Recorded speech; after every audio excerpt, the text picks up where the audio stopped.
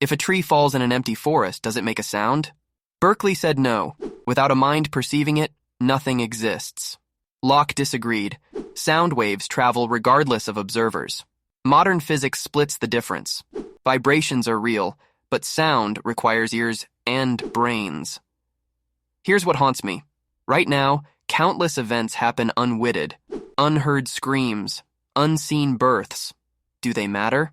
Your answer reveals everything about how you see reality. Are you the center of existence, or just passing through?